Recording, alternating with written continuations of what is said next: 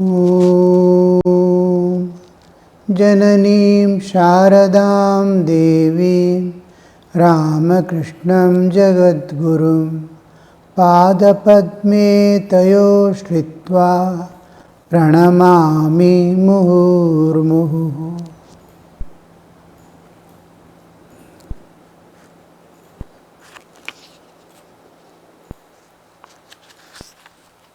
With the repeated affirmation, life is going off, we are born, we are sure to die. Before that, realize God, know yourself, who you are in this body, where you are going to. Sri Ramakrishna is very particular that we have come to the world with human body, filled with ignorance and driven by the inner nature and external nature. Attain freedom, attain freedom. You enter into life eternal of everlasting peace, bliss and freedom. This is what Sri Ramakrishna is repeatedly telling us, and here we see him.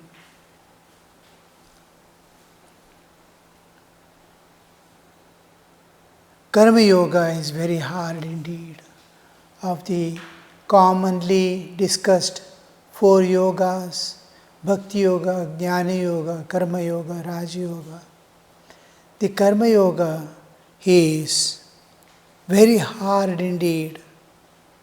In the Kali Yuga, it is extremely difficult to perform the rites enjoined in the scriptures. The elaborate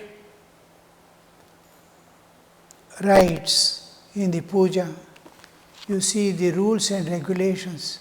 We must remember one thing. There is Dushta Jivana, Shishta Jivana, Dharmika Jivana, and finally the Adhyatmika Jivana. 4 stages of our evolution. From bad life we go to the good life. From good life we evolve to the religious life. From religious life to the spiritual life. This is cultural in one way, the culture and civilization. There is a lot of difference. Civilization is how I am going to live in this world, utilizing the resources of the world. I make a house. From cave I move to the house. From gathering fruits and roots I start agriculture. This is the way finally now we have come to the level of spacecrafts and all that. How we are developing in the how to live in this world comfortably and joyfully. The joyfully also doesn't come. How to live utilizing the resource of nature and the nature's forces make my life comfortable. On the other side, there is another aspect, how to transcend the nature and go beyond. This, how to live in this world, becomes the civilization. The other part is, how will I joyfully live? How will I happily live? What makes me filled with joy, peace? This aspect of life is called culture.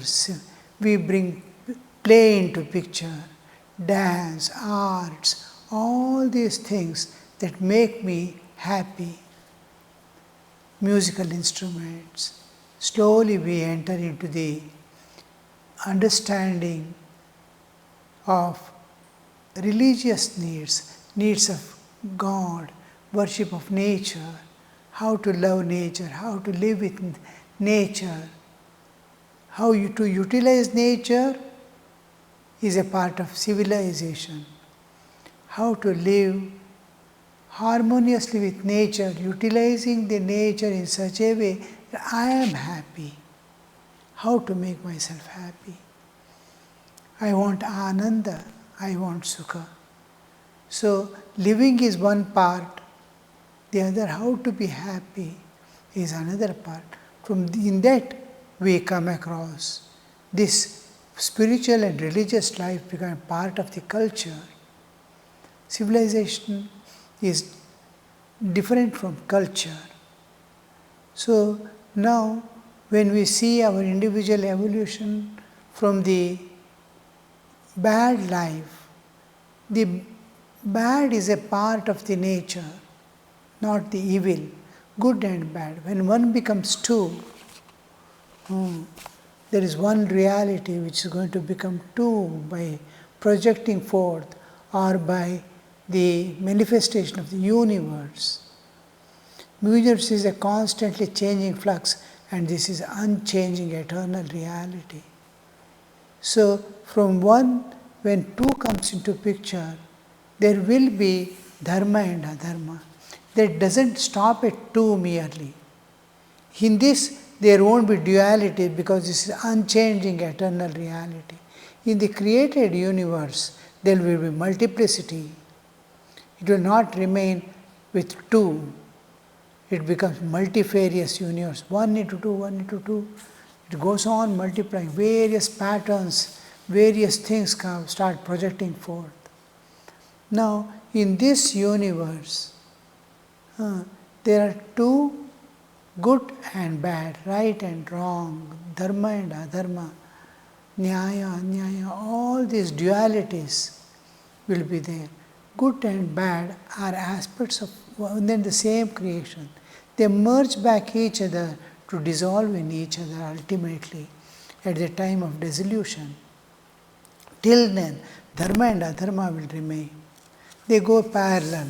Sometimes like season, the winter temperature comes down, then we call it winter.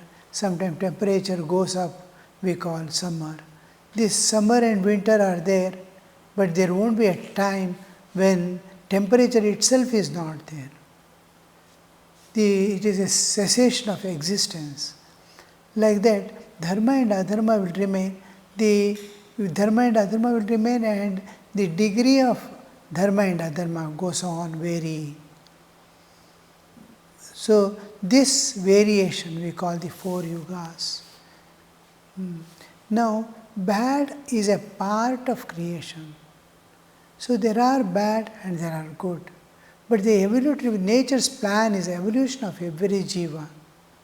So when jiva has to evolve, he is evolving, we see he is moving from bad to good. Both are the part from avidya maya, he shifts to vidya maya as if. From there, it still further elevates in trying to penetrate into nature and see, where have I come? What is this universe? How did it happen? Where is my part in this universe? What am I to do? These things when come into picture, he sees an unknown power governing the whole universe and all lives. To it, it surrenders. The jiva surrenders, the individual soul surrenders. This is religious life. Further it evolves to the spiritual life. In religious life, lot of rules and regulations, what Sri Ramakrishna is telling now. You will see the karma yoga is very difficult in Kali Yuga. Lot of activities, the rules and regulations. In goodness, there is moral restrictions, moral injunctions. In bad, of course, we know what it is. In good, the moral restrictions come into picture. You are restrained. In religious, lot of rules and regulations to live, to act, to think, to feel, For everything there is niyama is niyama-baddha. What to think, what not to think, everything is governed by because here the end is seen, that you will have to ultimately get happiness. Beyond that is the evolution. Here into the spiritual life, when you enter into spiritual life, all niyamas break. Only intimately loving God. Here in religious life, it endowes you with divine nature, just like goodness. It is a stage beyond goodness to the level of another level of divinity manifested. More divine you are. Here you are good. There you are divine. From divine, enlightened. So, in spiritual life, the ultimate, it reaches the climax of evolution, and you will see that there is enlightenment. Enlightenment because he is in the shadow of the universal consciousness. Now that shadow shatters down.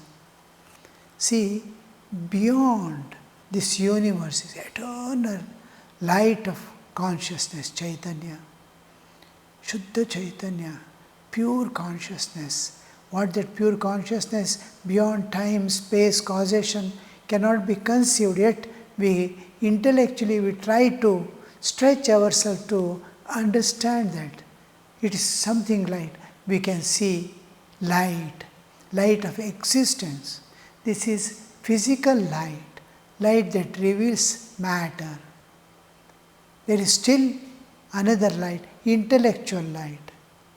I can plan, I can understand, I can conceive. An idea flashed in my mind. These things, light of consciousness. When all lights go away, immediately my intellectual light lights up to find where is my torch, where is matchbox, how to light. These things come into picture. This we are aware. The awarenesses bring the understanding clearly. So here we see that we are in a different level of understanding. Intellectual light, physical light, intellectual light, spiritual light. Spiritual light is where existence alone is there. No duality, no matter. It is pure spirit and spirit alone. In the spiritual world, I exist. The spirituality. So we see how the spiritual world is there in which we remain. So that is the absolute light. That light, we are in the realm of time, space and causation.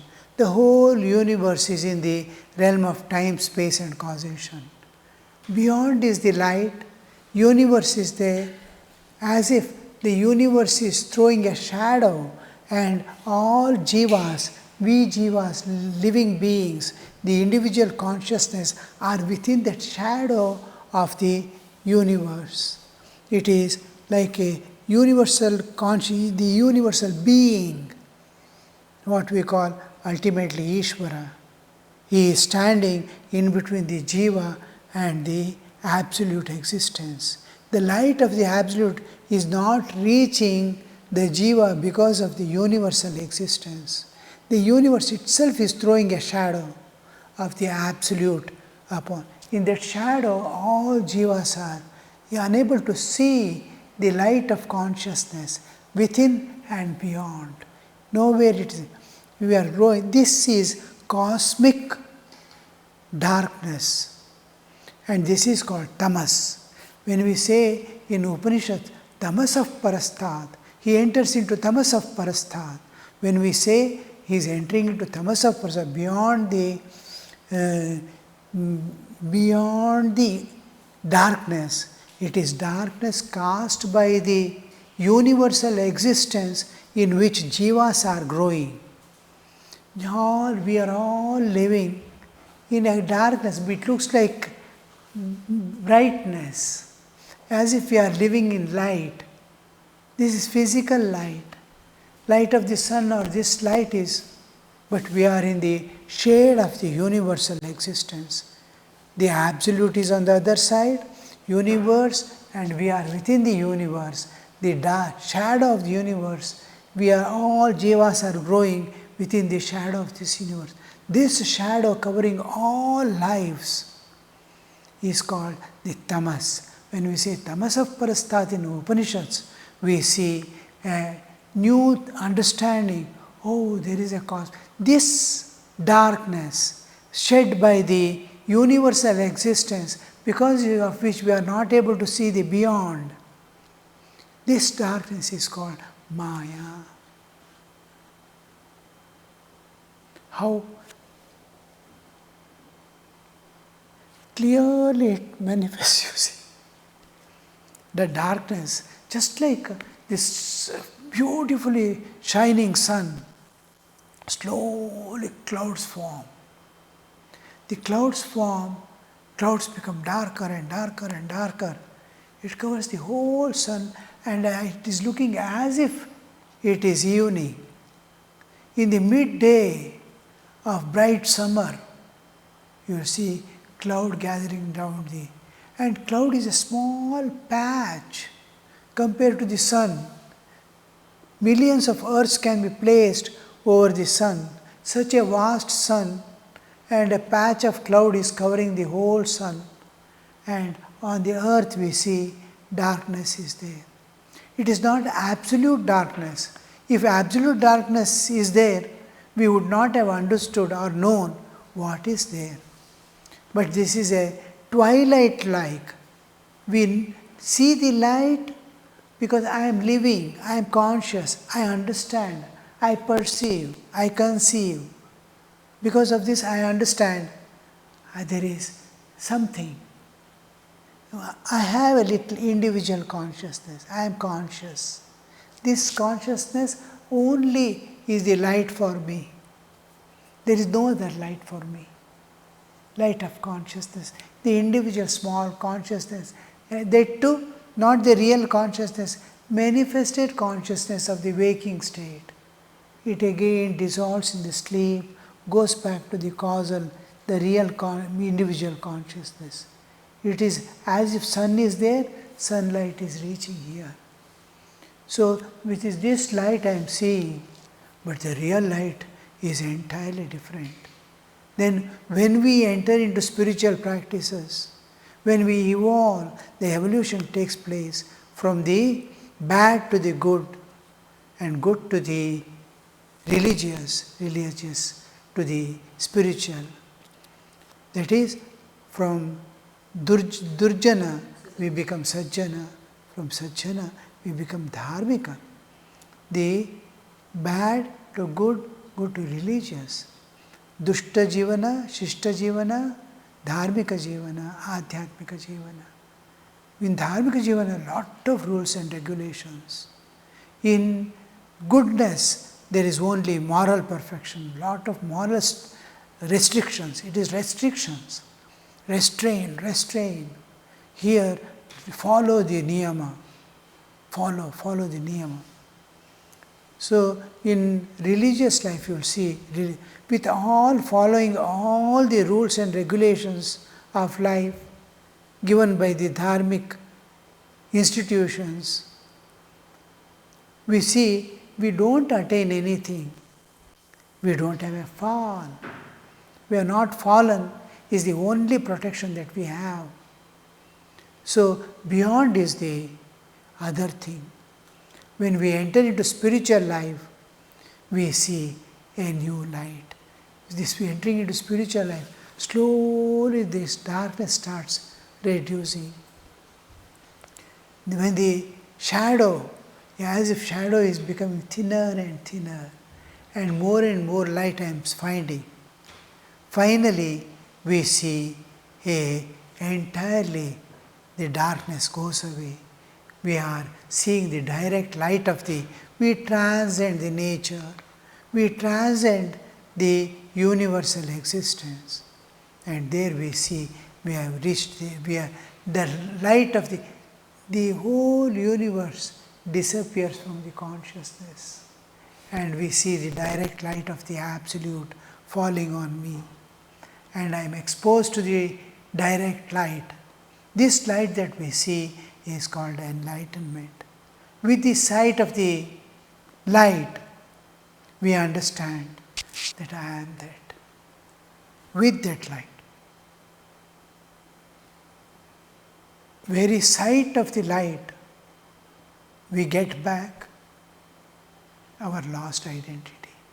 We have lost our real identity of being divine. And so we have identified ourselves with the body. When the body awareness dissolves, identity with the body fails. The moment the identity with the body fails, I see the light beyond. The darkness goes away, the tamas of parasthat, beyond the darkness of light. So we see, this is here Sri Ramakrishna is telling, karma yoga is very hard because we do not know. You see, they are enemies. We do not know where from the enemies enter. We may cover everything. They will find a small hole to enter. Similarly, we may protect ourselves with various things. Kama, Krodha and all those things we might be covering ourselves. So many internal and external enemies will be there, constantly trying to impinge upon us. We try to protect in every way. But we do not know, with all protection, we do not know where from the enemies enter. They enter and again we lose our all internal balance. One desire, one past tendency manifests. We see we are drowned. From where they project forth, we do not know, but we find we are lost forever. So this struggle to go beyond. So in Karma Yoga we see we are trying to, the four yogas, the Bhakti Yoga, Karma Yoga, ultimately I have to dissolve the self, the individual self. The self has to be destroyed. The self which we are holding on to now, presently, the real self must shine forth. We are holding on to the lowest self. The higher self controls the lower self and tries to conquer the lower self. Lower self has the tendency always to run after the enjoyments of the world. The higher wants peace and bliss. These wants pleasures, sensual pleasures. Lower self. Higher self wants peace and bliss. So higher self can control. Till higher self is awakened, we won't be able to know what spiritual life is. We slowly coming in contact with the evolved souls, what we call satsanga, company of the holy men, we slowly understand there is something we have to go beyond. There is a place where joy is there, bliss is there. And here we see the renunciation of the lower self and its tendencies becomes essential. When we through the understanding, the higher self awakens. Higher self starts doing spiritual practices. Spiritual practices are always done because it's a restraint from all the tendencies and directing it elsewhere. Yama and niyama. Yama is withdrawal, holding. I am going to put a bank on the a dam, I construct a dam on the flowing water and divert it. Yama is putting a dam and diverting is yama, niyama. So this yama and niyama, this is what we see, that we are always in line with then the lower self, higher self. This low destruction of self, real lower self, is what we are trying to do through these yogas in the primary stages. Bhakti Yoga, Jnana Yoga, Karma Yoga, Raj Yoga. The Bhakti Yoga, by self-surrender, self is surrender to God. By that I destroy the self. In Jnana Yoga, by self-knowledge, I destroy the self. In Karma Yoga, through self-sacrifice, I do the self-destruction of the lower self. In Raj Yoga, through self-control. Self-sacrifice, Bhakti Yoga, self-knowledge is Jnana Yoga, self-sacrifice is Karma Yoga, self-control is the Raj Yoga. Somehow this little self has to be destroyed. So there we see we have the option to choose, and we choose one of these paths not by our selection, by our nature. When I go to a school, there are 40 students, suppose. I become friend with one of those boys. What makes me an intimate friend of this boy alone? So many 40 others are there. But I find, because my nature and his nature tallies. Another person, another nature, his nature tallies with another boy. They become friends. So when our natures, similarly, the selection of the yoga depends upon what I am. I am predominantly of love. I am a loving person. Then I choose the Bhakti Yoga. I am intellectually strong but weak in heart, that I can't love. I can reason out. Then my natural tendency is to enter into Jnana Yoga. I don't have both, but I have a strong body and I feel need of others. As I feel for myself, then I rush for the doing good to others and Karma Yoga. So what is strong in me? I have a strong willpower. I take a vow and nothing can make me shake from that vow. Then I say, I take and go for the Raj Yoga. The moment I say, I will sit, I will sit. No thoughts must come in my mind. No, it will not come. That kind of will, if I have, then I can easily go into the. But easiest is, we are endowed with natural tendency to love, the gregarian tendency, to be in groups, we live in groups. This tendency to live in groups, to love each other, to be in harmony with each other, to overcome try to dissolve the differences. All these are natural tendencies in us.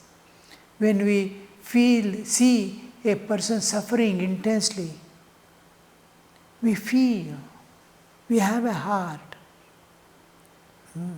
There we see, and all other intellects belong to nature. Limbs belong to nature.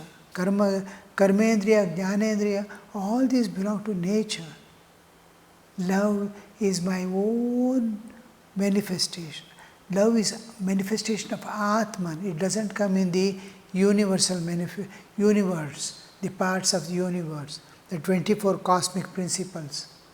It doesn't come in the time and love are not products of nature.